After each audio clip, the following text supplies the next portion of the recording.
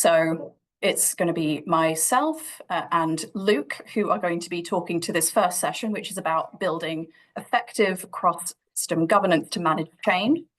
Luke, would you mind quickly introducing yourself? Thanks, Morgan. My name's Luke Froman. I am the project lead for the Trailblazer in the Essex and Suffolk DFJ area. Lovely, thank you. So to take you through what we're going to be covering in this session today, we're going to be mostly talking about governance, but also talking about communication. What we'll cover off to begin with is what it looked like in Essex and Suffolk, what the Trailblazer was looking to deliver, some of the products and the pieces of work that have come out of the Trailblazer work, as well as the interaction with the local family justice board as well. Say we're talking about governance, but communication, which is well managed and very purposeful, is the cornerstone to good governance because, as we know, it fosters trust, transparency, accountability, creates clear information flows, and leads to more effective and responsive decision making. So if I go on to the next section, which is really the view of what it looked like in Essex and Suffolk, when we first started Trailblazer, there was a deep dive phase that we undertook where we looked at what the particular local issues were in the area. And there were three things that really jumped out, specifically around communication, meeting forums, and the local family justice board.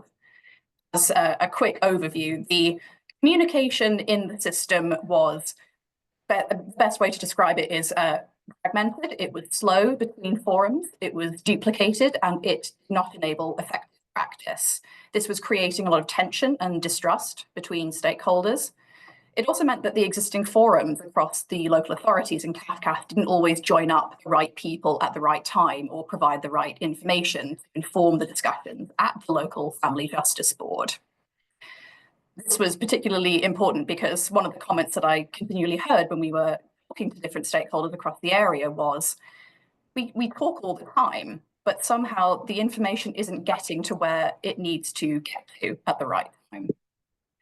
The stakeholders also felt that the LFJB was a really great resource, but it was not being fully utilised. They wanted to see more voices heard, better leveraging of skill sets to make change in the area, and to see more active involvement from different stakeholders, such as the police. That then gave us 4 key priorities that came out as a result of this. So first main priority was about closer communication between local authorities and establishing purpose-driven forums with CAFCAS and between other partners. There was also a need to make sure that meeting forums were coordinated and were purpose-driven behind that.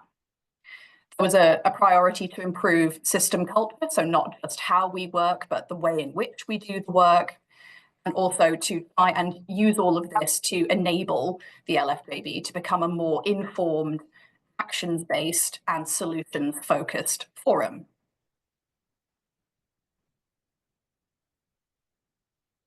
Luke can now tell you a little bit more about how this was done in terms of what the Trailblazer delivered. Thanks, Morgan. So one of the key solutions that we developed as part of the Trailblazer was the regional coordinated communication protocol.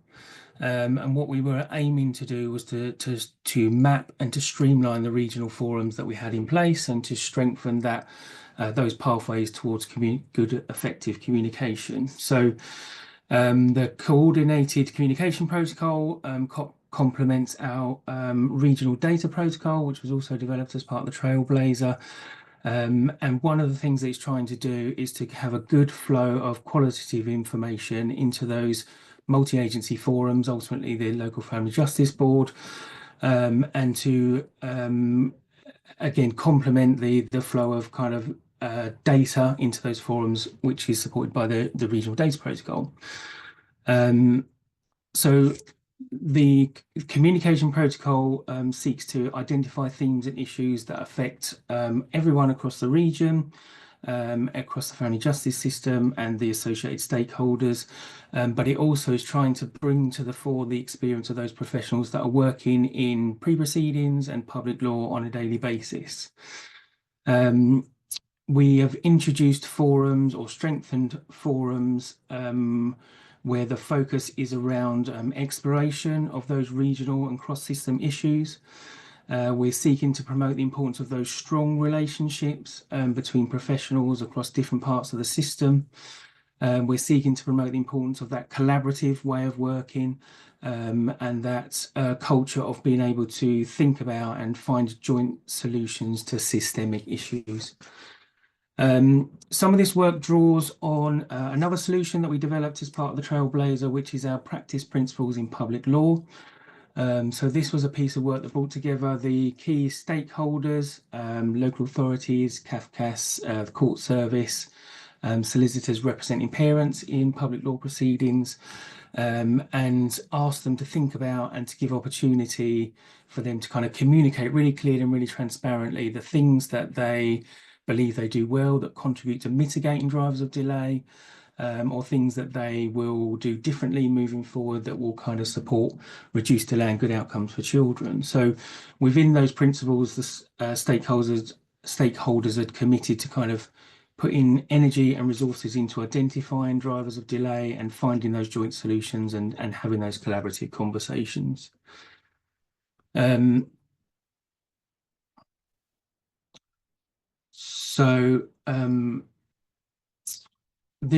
Another aspect of this is around kind of strategic consideration of drivers of delay and those issues that are arising. So one of the things that's built into our communication protocol is liaison between senior managers on the part of local authority and the assistant director of CAFCASS in our region, who is also the chair of the LFJB. So we're identifying those themes and issues arising that require that more strategic overview and insights. There's a forum in which that can be discussed, and the idea is that from that forum that will then inform the agenda of the local family justice board or the associated subgroups to move those strategic issues into a more multi-agency and collaborative discussion. So the protocol has been agreed by all of the stakeholders across the region. It sets out a communication map to be really clear about what the forums are, that are the kind of key places where these discussions take place and how they fit together and feed into one another. It sets out expectations really clearly for each organisation's engagement and contribution to those forums. And also includes really clear terms of reference for each of those kind of key meetings and key forums.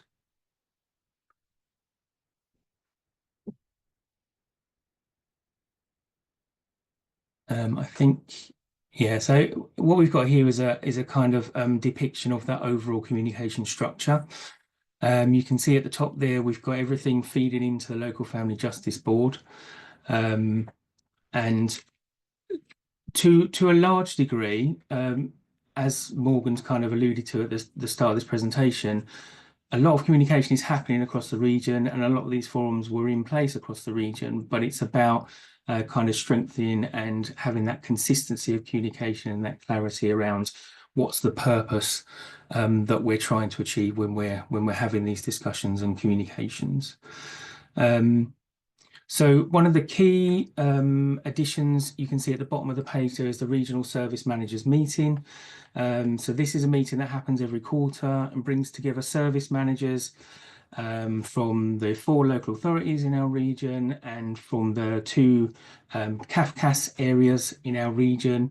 And it's an opportunity to identify issues which may be bigger than just one LA or one part of the region, and to kind of understand, you know, we might have an issue here that's affecting one local authority, but actually if they bring that discussion into this regional service managers meeting, it allows us to get a better understanding of actually it's not just affecting one local authority, it's affecting 3 or 4 local authorities, and actually this is a systemic issue rather than an issue which is specific to one part of the system.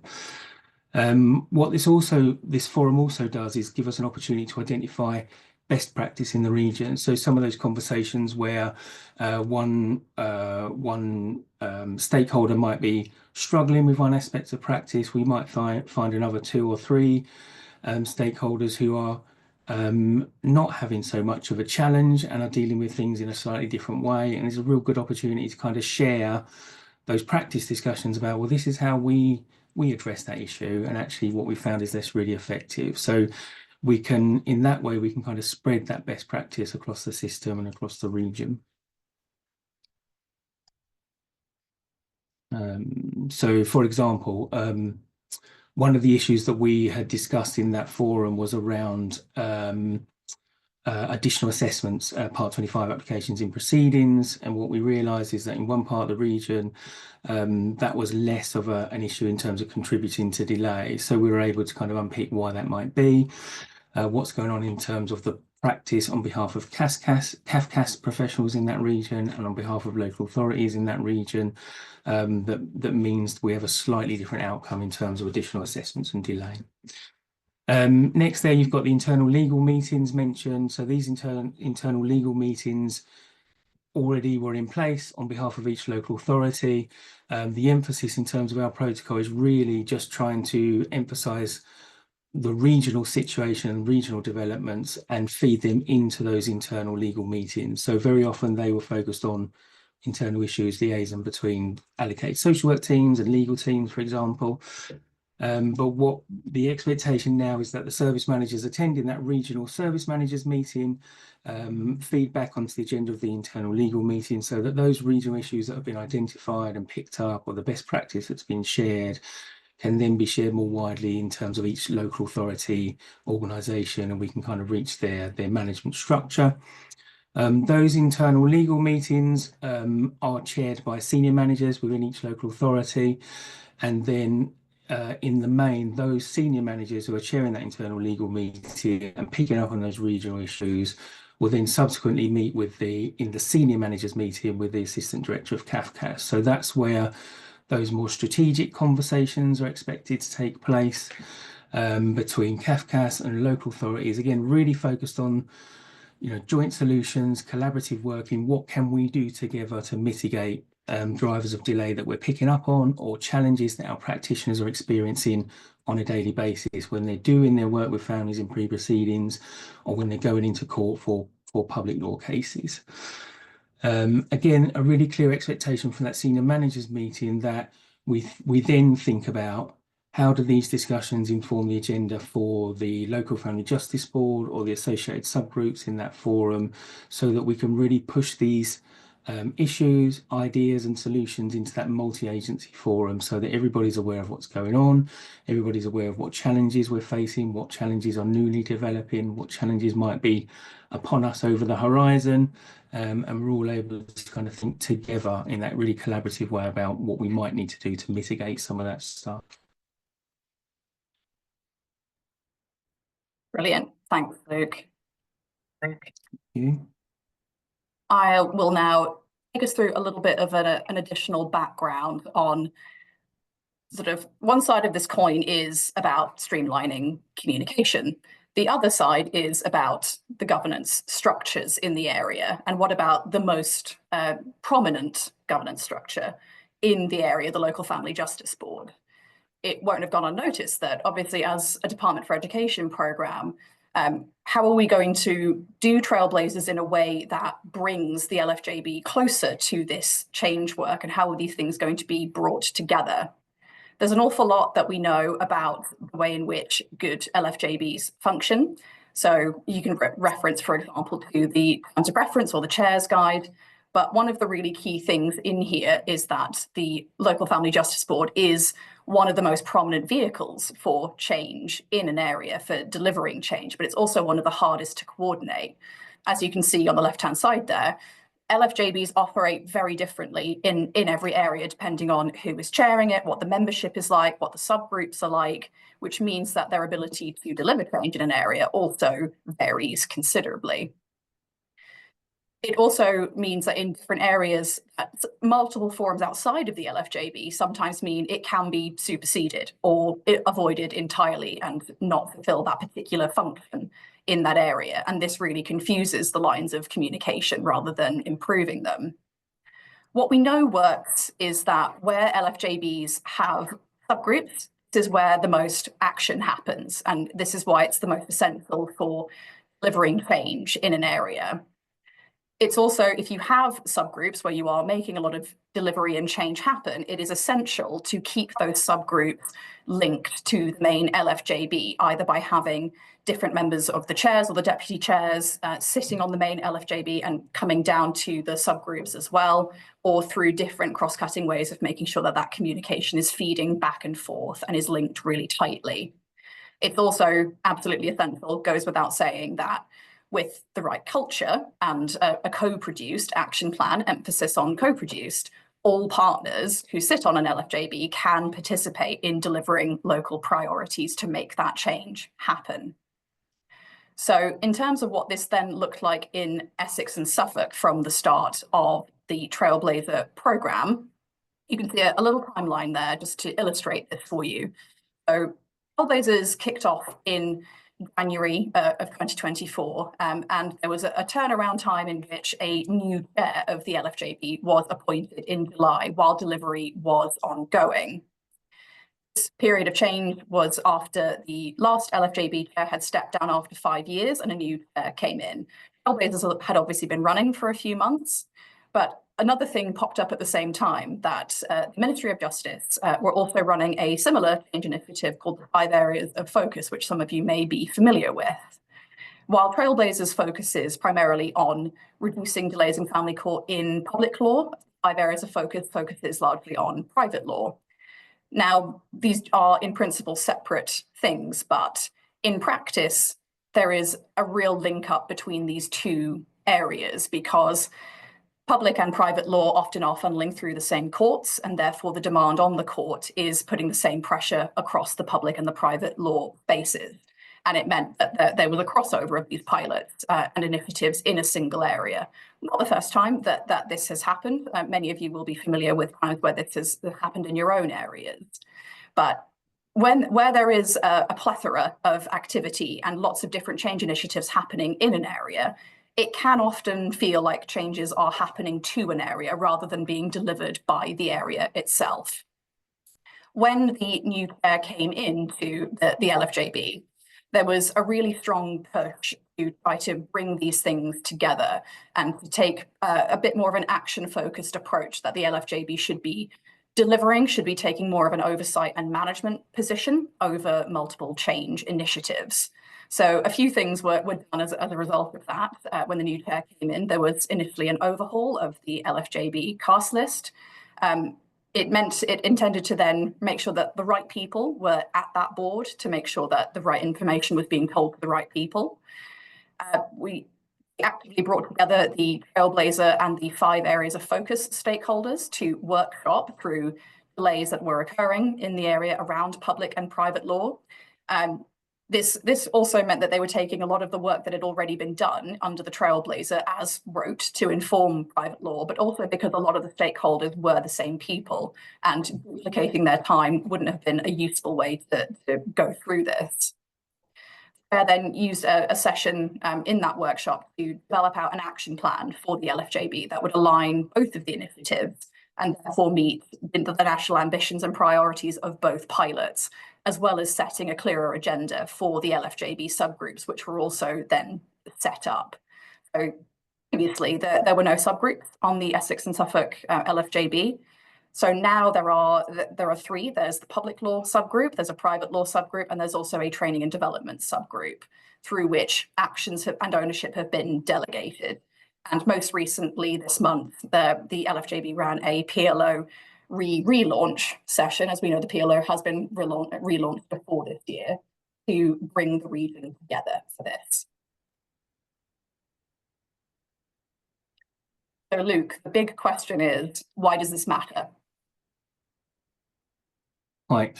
So there's a number of reasons, I think.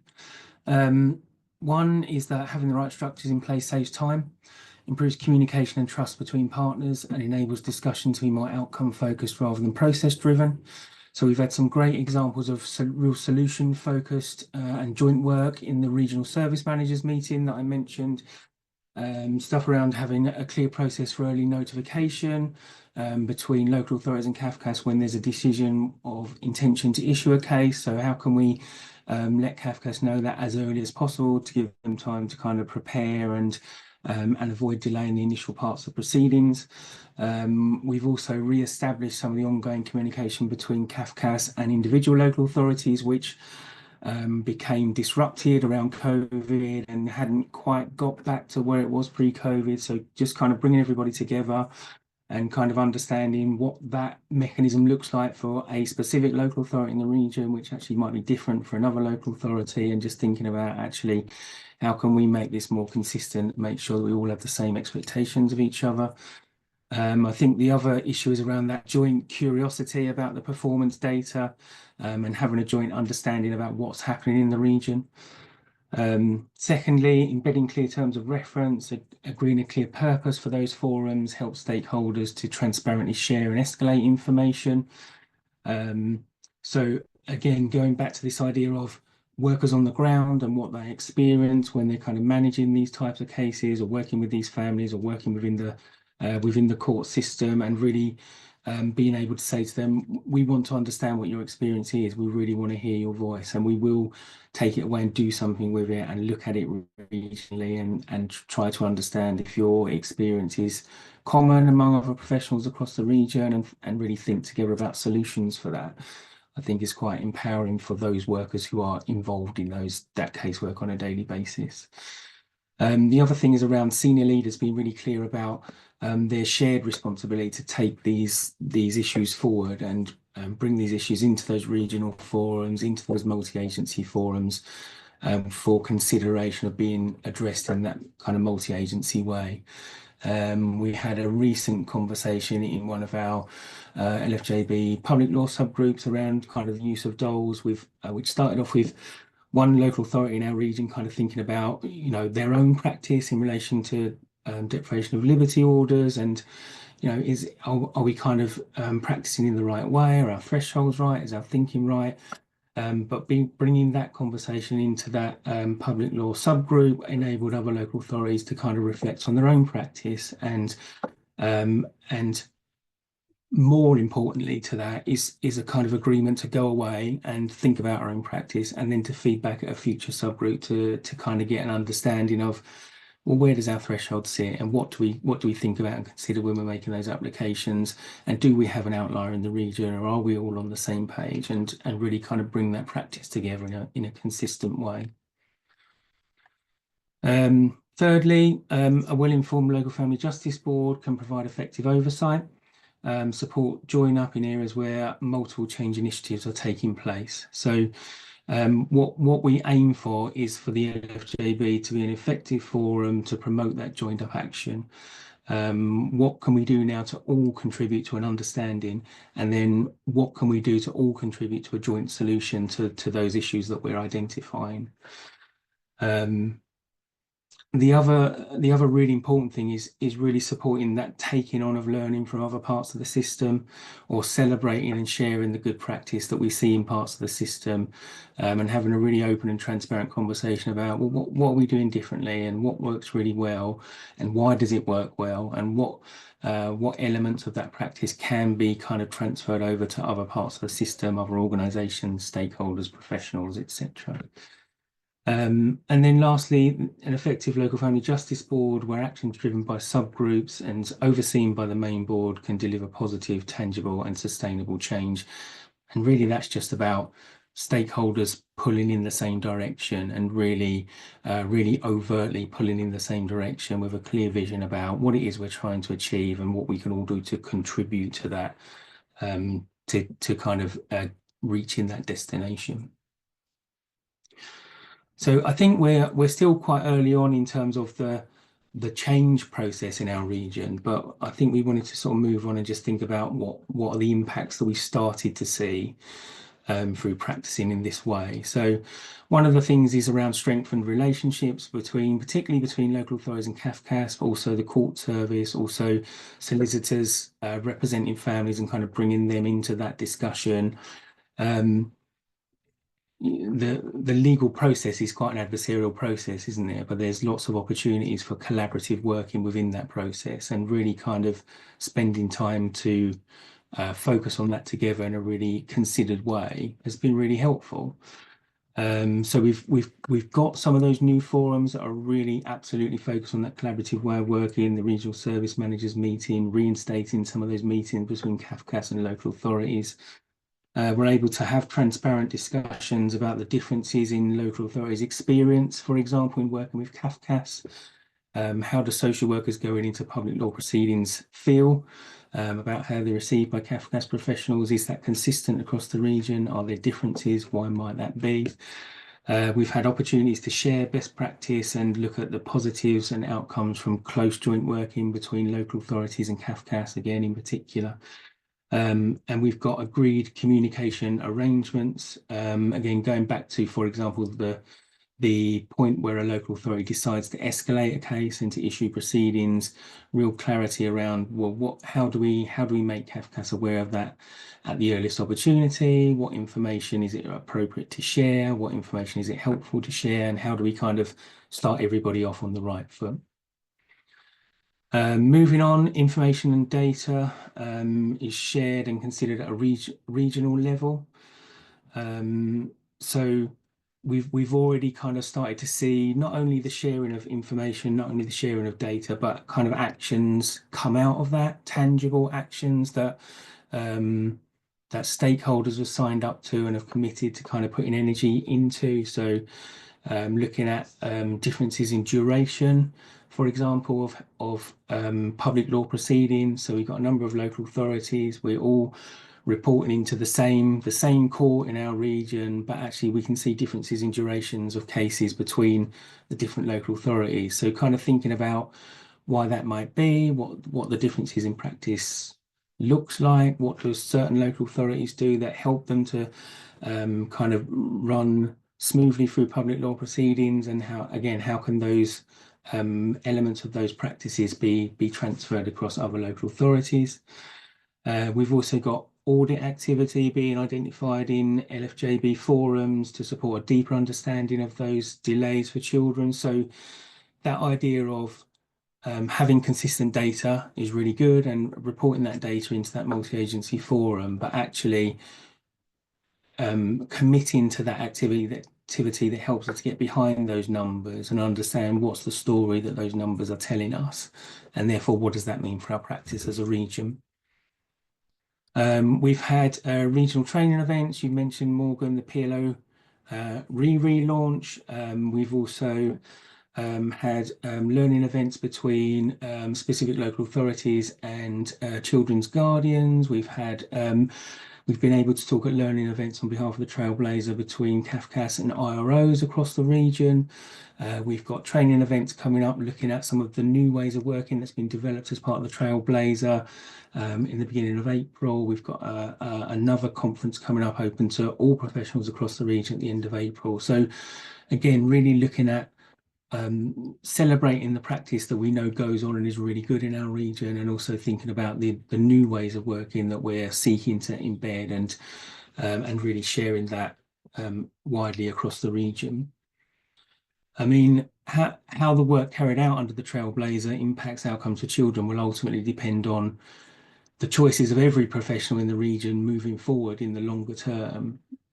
Each individual will need to kind of choose to adopt the new ideas and behaviours that we've identified and that we set out in the solutions for the Trailblazer, and they'll need to be supported to do that by their organisations so that these new processes really embed. I think we're really at the start of that process, and time will tell what the final outcome of all the work we've been doing under the Trailblazer is. Fantastic. Thank you very much, Luke. I've spotted a few questions have started coming in through our Q&A function, so thank you very much for submitting those. You continue to submit those as we go through. But if I ask you the first one, Luke, what did you do to get the culture right? You identified that the culture being right is a critical aspect. Can you describe the types of work and the conversations about culture and how you hear each other, etc.? I think it comes down to a lot of collaborative work. We had a lot of meetings at the start of the Trailblazer. We obviously had our initial kind of analysis and had some ideas about what the solutions are that we were developing. But we wanted to take those initial kind of ideas into that really multi-agency forum. We wanted to give a real clear message that, this is what we're focusing on. We're focusing on delays and good outcomes for children. We're committed to addressing those issues. These are the things that we think we might do to address those issues, but actually we want to hear what people's views are. So, and actually, in our region, the culture and the willingness to kind of do that and to focus on those issues and reflect on our own practice as individuals, as organizations was strong, I think. I think it's a real strength in our region.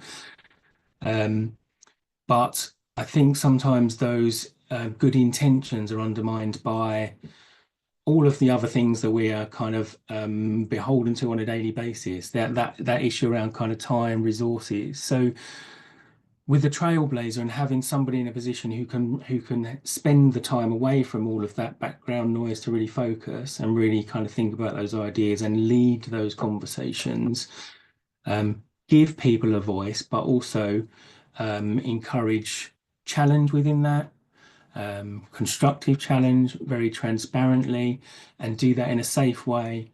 Hold some of the anxieties of some of the professionals in that room around exposing their practice, exposing data around their performance to other kind of professionals, and kind of helping them to feel safe in order to do that was really key, I think. I think one of the things in our region is particularly at a senior manager level, there was a real shared vision anyway around what was going on in public law proceedings and what kind of needed to happen. And I think starting those conversations at that level and sometimes challenging those senior managers to ensure that the communication throughout their organisation is as effective as possible is a really helpful thing to think about as well.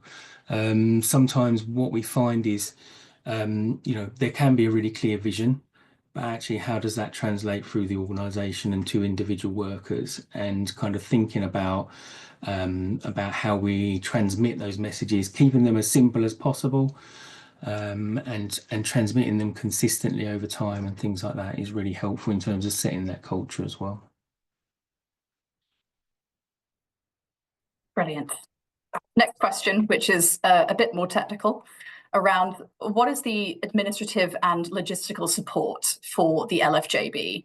This person who has written in the question is a chair of an LFJB and essentially has to do it themselves, and raises the very well-known and well-heard point that being the chair of an LFJB is really time-consuming, that it takes up a lot of time on top of very, very busy day jobs. So what is done in this area, but also what do you think could be done more broadly to make sure that support is there for LFJBs? I mean, I don't think our region is any different from that person.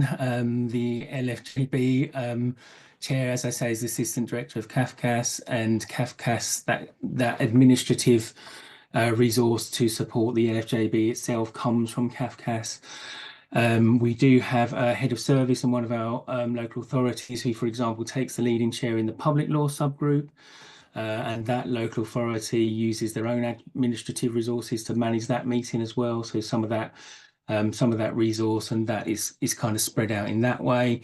I mean, there are other ideas about how you might do that. For example, one thing that might be possible is for the stakeholder organisations who are involved in that LFJB forum might want to jointly contribute to that resource and provide administrative resource either on a rota basis or provide some financial support. We haven't quite got there in terms of our region as yet.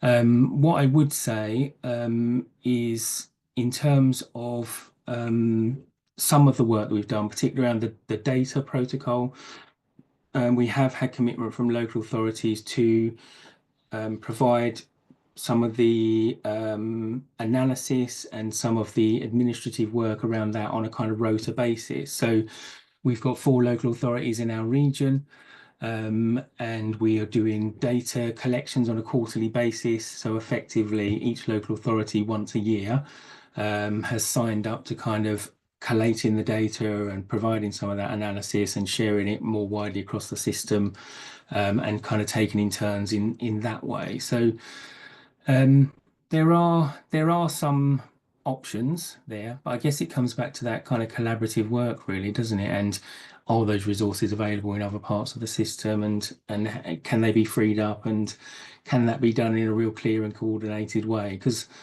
that's the other aspect of this, isn't it? The more you introduce more moving parts, the more risk there is of kind of things going off course or becoming unclear, etc.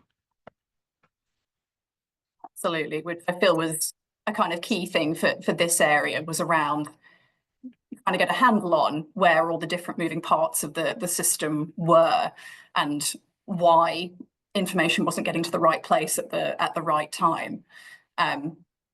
We've got time for a couple more questions in here. So the next one that I will quickly ask you is, to what extent did the local authorities in the area have common problems? Were there any areas that had significant issues that they wanted to be addressed by the programme but were not shared by others? And how did we handle this? I don't think there was, actually. I think those issues that were brought forward by local authorities, there were common elements for all of the professionals involved. I think,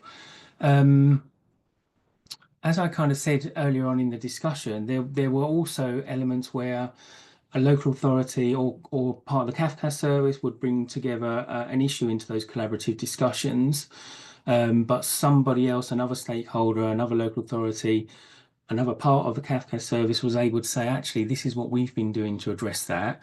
And actually, that's quite helpful.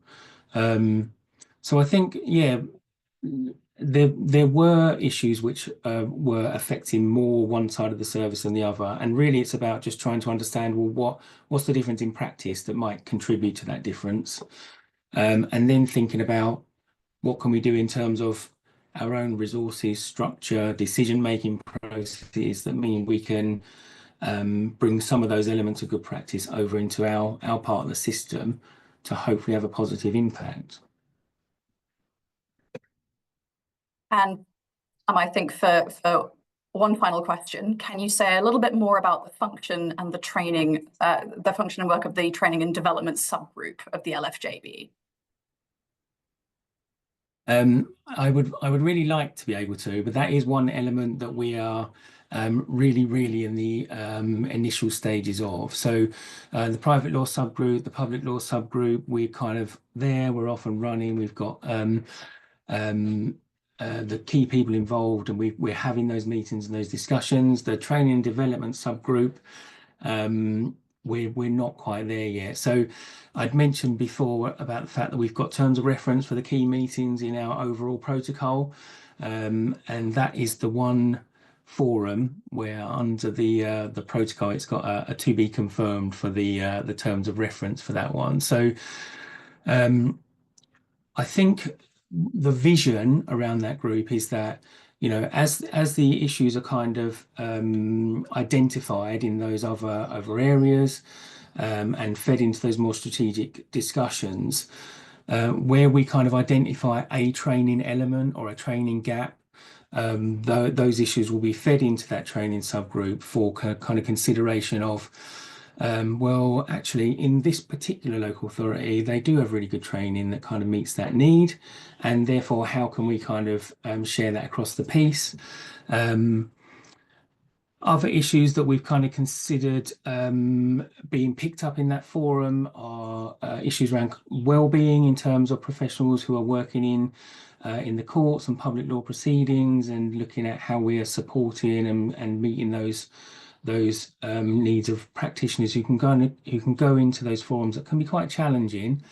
How can we make sure that they're looked after and we've got support in place for them? But yeah, that's very much in its infancy in terms of that aspect of the protocol. Fantastic. Thank you so much, Luke. And thank you as well to everyone. This concludes the first session for today's conference. We're now going to be taking a short 10 to 15 minute break. We will be resuming promptly at 11:10, so please make sure if you're running off to get a cup of tea that you're back in good time for that to kick off again. Thanks very much.